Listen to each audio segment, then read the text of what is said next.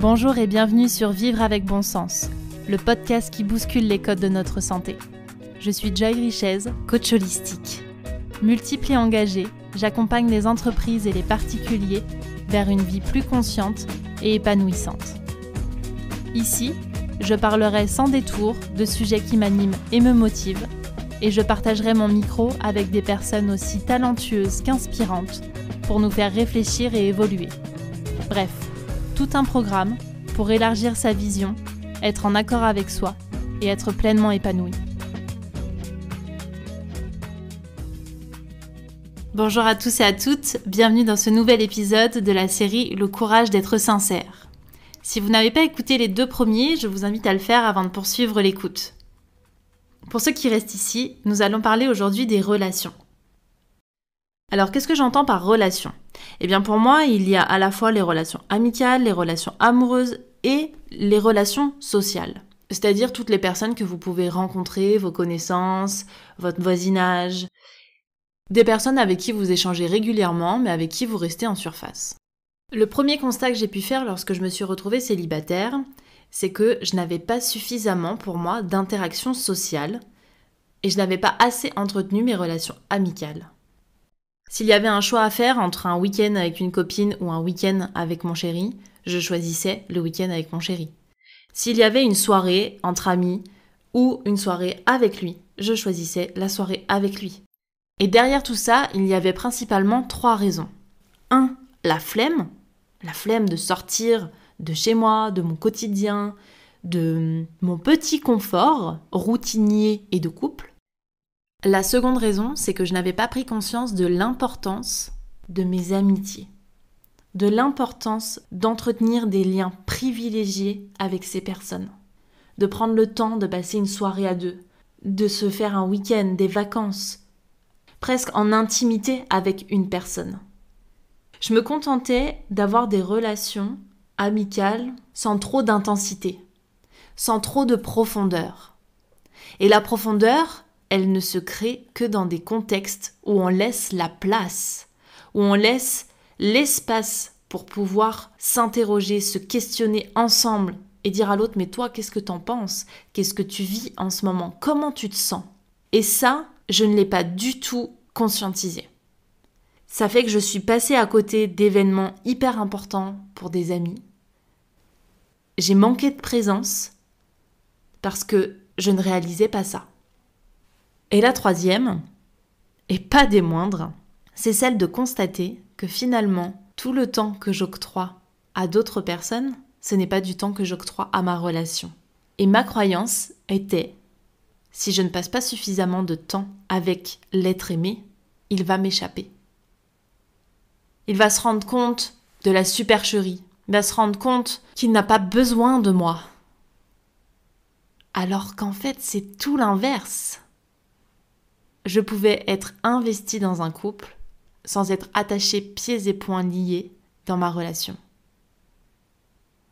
Comme si je m'étais auto-sabotée et j'avais choisi inconsciemment de donner toute mon attention et tout mon amour à une seule et unique personne par peur de la perdre.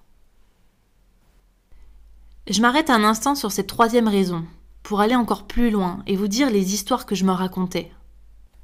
Que dans une relation amoureuse, il faut que l'autre soit enchaîné, qu'il m'appartienne pour pouvoir avoir une relation avec moi. Ensuite, il y avait cette nécessité de me sentir utile dans mon couple, d'endosser le costume de la sauveuse, de celle qui a un rôle à jouer, qui est là pour faire évoluer l'autre, le changer, et que s'il n'a pas besoin de moi, mais alors pourquoi il resterait ? Ce qui se cache derrière ces 2 histoires, c'est à la fois de l'ego, un manque de confiance en moi et un manque d'estime pour moi-même. Tous les 3 viennent se nourrir de mes peurs et de mes blessures, le fait que je ne peux pas être aimée pour qui je suis, le fait de ne pas vouloir me sentir abandonnée ou rejetée. Et lorsque je ne conscientise pas ça, je continue à déployer différentes stratégies. La jalousie, la victimisation, l'insatisfaction quasi permanente, la sursollicitation de l'autre, les attentes. Bref, je deviens comme une jardinière qui pense prendre soin de la plante en l'arrosant tous les jours, alors qu'en fait, je finis par la noyer. Lorsque je me suis retrouvée célibataire, je me suis retrouvée seule face à moi-même. Comme je vous en ai parlé dans l'épisode précédent, ça a été pour moi une permission de cohabiter avec moi et de découvrir qui j'étais vraiment. Et là, dans les relations, c'était exactement pareil. Je permettais aussi aux autres, à ceux que j'avais laissés pendant des années au second plan, de me découvrir moi en tant qu'être humain, en tant qu'individu. Et parmi cette autorisation, il y a eu aussi le fait d'avoir envie d'élargir mes cercles. De venir me nourrir de différentes façons à travers différentes personnes. J'ai donc laissé ma peur d'être rejetée de côté et je suis allée seule dans certains lieux qui, moi, me donnaient envie. Ça pouvait être des ateliers, ça pouvait être des associations, ça pouvait être des cafés-discussions, des séminaires, du sport. En fait, plus rien n'avait de limite, même si j'étais seule.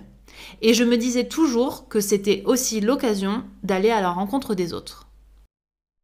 Le premier obstacle sur lequel je me suis confrontée, c'est que beaucoup de personnes, de façon générale, restent en cercle fermé. À partir du moment où nous avons notre cercle d'amis installé, confortable, on a tendance à se dire « Pourquoi devrais-je avoir plus ? Pourquoi devrais-je rencontrer de nouvelles personnes ? Je suis très bien avec ceux que j'ai aujourd'hui. Pourquoi finalement vouloir plus en quantité alors que ce que j'ai aujourd'hui, j'estime que c'est suffisant ?» Ce sont des questions qui m'ont traversée. Et l'une des premières réponses, c'est parce que tout être humain, et moi y compris, on évolue avec le temps. Je ne suis pas dans la même posture ni dans la même vision de vie qu'il y a 10 ans. Et je ne suis pas encore celle que je serai dans 5 ans. Et je crois que chaque personne nouvelle que nous rencontrons sur notre chemin n'enlève pas de l'importance à celles qui sont déjà bien présentes. Au contraire, ça vient enrichir les relations, ça vient bousculer nos idées, ça vient densifier nos échanges.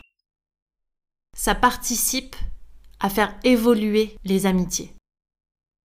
Et parfois, à en créer des nouvelles. Dans les autres autorisations que je me suis octroyées, il y avait également le fait de sortir de ma zone de confort et de faire des choses avec mes amis que je ne faisais pas avant. Le premier exemple qui me vient, c'est le fait de sortir danser. Alors je ne vais pas vous mentir, ces sorties étaient à la fois pour entretenir notre part festive, mais aussi faire des rencontres plus orientées relations amoureuses. Car oui, avant d'avoir cette prise de recul sur la notion de célibat et tout ce que cela pouvait m'apporter, je suis passée par la phase « il faut que je rencontre quelqu'un ». Je me suis laissée happer par ces injonctions dont je vous parlais dans le précédent épisode. Mais celles-ci ont été très bénéfiques, car elles m'ont permis d'expérimenter et de comprendre. Comprendre que lorsque vous sortez dans une optique de draguer, de rencontrer l'élu de votre cœur, rien n'est anodin. Avec ma copilote de soirée, on rentrait dans ce microcosme où tout est apparence, où tout est concurrence. On avait calibré au millimètre près nos tenues. Alors c'est comme si on passait un entretien d'embauche. Pas trop décolleté, pas trop moulant, et en même temps à la fois sexy et décontracté. Nos débuts, en tout cas mes débuts, étaient plutôt sous l'emprise de nos peurs. La peur de ne pas plaire, mon manque d'estime pour moi, et la peur finalement de finir seule. Car si dans un bar, je n'arrive pas à rencontrer quelqu'un, où est-ce que je pourrais le rencontrer ? Nous avons appris ou réappris à poser nos limites, à exprimer nos désirs, à aller à la rencontre de l'autre, à se faire rejeter, à nous amuser, à ne rien attendre, à retrouver notre assurance, qui ne dépendait ni du regard de l'autre, ni de leur capacité à nous vouloir. Au fil des mois, on a repris le pouvoir sur cette notion de festivité. On était là pour danser et plus pour nous prouver à nous-mêmes que l'on avait de la valeur, qu'on en valait la peine. Nos peurs n'étaient plus aux commandes. Aller dans un bar et danser, se faire draguer ou draguer, a été pour moi l'une des expériences les plus marquantes dans mes rencontres. À la fois pour moi-même, mais aussi à partager. Parce que toutes vos peurs et tous vos doutes se bousculent à l'intérieur de vous. Et une fois que vous vous êtes entraîné plusieurs fois à ça, ça devient un jeu. Ça devient une expérience. Nous avions réussi à élargir notre zone de confort. Et c'était devenu ok, même pour notre ego, de ne pas plaire, d'être rejeté et de juste être là pour s'amuser et passer un bon moment entre amis. Dans la même notion d'expérience, je suis passée aussi par celle des applications. Car dans cette quête infernale du prince charmant, enfin plutôt dans cette quête infernale de recherche d'accréditation, de recherche d'estime pour moi-même et de peur de finir seule, j'ai essayé plusieurs canaux. Je fais partie de celles qui pensent que les rencontres se font via la magie de la vie. Donc j'ai un avis très tranché sur les applications, qui est le fait que c'est un temple de personnes qui ont peur d'être seules et qui se répètent que c'est compliqué de trouver quelqu'un et que ce n'est pas bon de rester seule. Si je fais preuve d'honnêteté, je me rends compte que non, ce n'est pas toujours facile, ni d'être seule, ni de trouver quelqu'un. Seulement, la question qui me restait en suspens, c'est est-ce que ça doit être la quête d'une vie ? Trouver quelqu'un. Bref, je laisse cette question en suspens et je continue à vous raconter mon expérience application. Je débarque sur cet énorme supermarché virtuel qui me propose tout un tas de personnes à la seconde. J'avais l'impression d'avoir un contrôle ultime et d'avoir tellement de possibilités à portée de main que ça réveillait chez moi un certain mépris et une valorisation pour d'autres. 2 sentiments que je n'aurais pas du tout exploités de la même façon dans la vie réelle.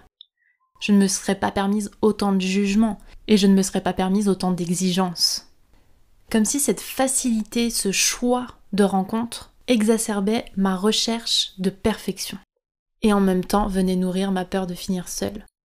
Car sur une appli, quoi de plus triste que d'avoir peu de matchs alors que la quantité est disponible. L'expression « vaut mieux la qualité que la quantité » me revenait en tête à chaque like que je mettais. Me rappelant pourquoi j'étais une fervente défenseuse des rencontres dans la vie réelle. Je dois avouer que les multiples discussions avec les hommes qui ont endossé le rôle du mâle alpha, qui veut avoir une emprise sur sa proie, la séduisant à coups de dick pic ou en la faisant rêver sur des fantasmes douteux, m'a quelque peu échaudée. Alors je ne suis pas là pour faire l'apologie des rencontres non virtuelles et vous dire que celles-ci n'ont pas lieu d'être. Non, ce n'est juste pas ma vérité. Ma vérité, c'est que pour beaucoup, moi y compris, on y vient pour des mauvaises intentions, pour trouver quelqu'un. Parce que l'on est mal avec nous-mêmes. Ce n'est pas suffisant. On voudrait combler quelque chose grâce à ces rencontres. Un manque, un besoin qu'il est nécessaire de combler par nous-mêmes. Si j'avais fait preuve de courage dans toutes ces rencontres, j'aurais voulu faire preuve de patience. J'aurais voulu croire en moi plus tôt. Pour comprendre ma valeur, pour comprendre que je pouvais être pleine d'assurance, pleine de confiance, et que finalement, j'avais simplement besoin d'être bien entre moi et moi, pour pouvoir chérir les relations que j'avais déjà et m'ouvrir à d'autres qui viendraient les enrichir. J'aurais voulu qu'on me dise, ou que je me rappelle, que je n'avais pas besoin de tester pour comprendre. Pourtant, c'est comme ça que je fonctionne. J'ai besoin de me confronter à la réalité pour pouvoir faire ce pas de côté.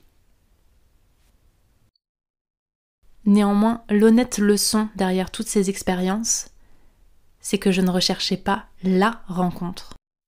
Je cherchais simplement à être aimée.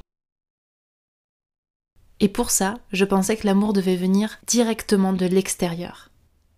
Et que le fait de le nourrir de l'intérieur n'était que secondaire. Alors qu'il était prioritaire de m'aimer moi d'abord. Et une fois que j'avais compris ça, c'était comme si je pouvais chérir l'ensemble de mes relations et que je pouvais m'ouvrir à d'autres qui viendraient me nourrir davantage. Avant cette prise de conscience, il m'était impossible de comprendre cette quête viscérale de l'autre. Alors pour que nous arrêtions de perdre du temps à vouloir combler nos besoins par l'extérieur, apprenons à nous aimer de l'intérieur et à nous revendiquer tels que nous sommes, pour que nos défauts soient aussi appréciés que nos qualités et que notre singularité soit notre force dans chacune de nos relations, en commençant par celle avec nous-mêmes. Je vous remercie d'avoir écouté cet épisode. Je vous donne rendez-vous en 2023 pour la suite. Je vous souhaite une très belle fin d'année. Je vous embrasse.